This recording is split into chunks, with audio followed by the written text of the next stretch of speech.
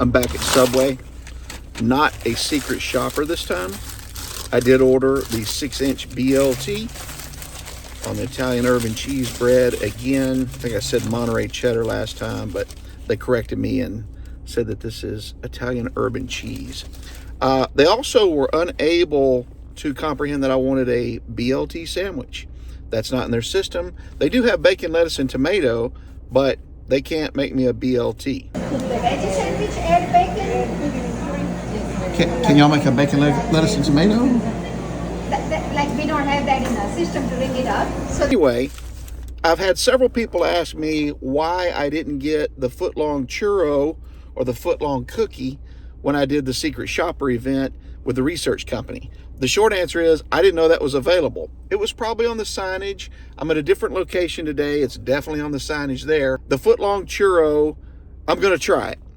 It's $2. Not sure how good it's going to be. I'll try it in a minute. I'm going to eat this BLT, which they were able to make with some instructions, and then I'm going to get to the churro.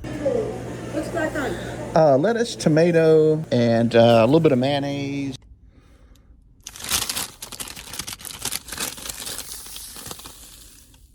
This is one of those you can't judge a book by its cover situations. You know, last week when I went in, the store was filthy. This time at a different location, about 20 miles away, it's super clean. And I would have thought it would have been the reverse. You never know. Also, why are they covering up the meats now? You can't see it from the customer's angle. Used to, you could see all that stuff, but recently they've covered up the meats, but all the veggies are still open to look at. Okay, I'm all done with the sandwich. And I'm ready to check out this Footlong Churro. Might not look like Footlong on the video here, but it probably is. I would say, you know, this is about the length of a ruler.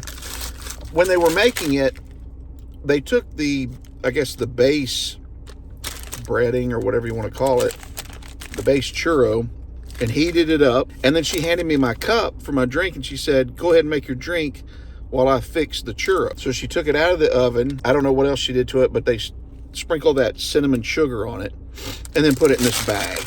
And I guess this is probably the same type bag that the pretzel comes in, but it's a different base.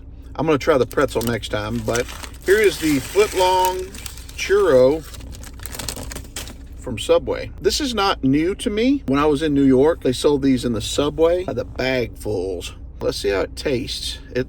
It looks appetizing. It's got the cinnamon sugar on there and it's holding on pretty well. It's not like it's falling all over the place. All right, I'm gonna try a bite here.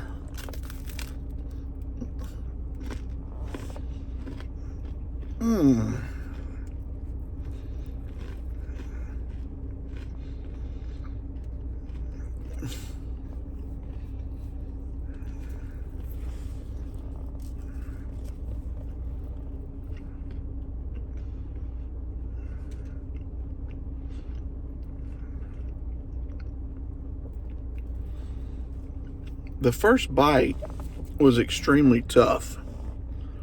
I mean, really tough. Maybe it was just the first one. Maybe it's because it's on the end. I don't know. I'm gonna try again.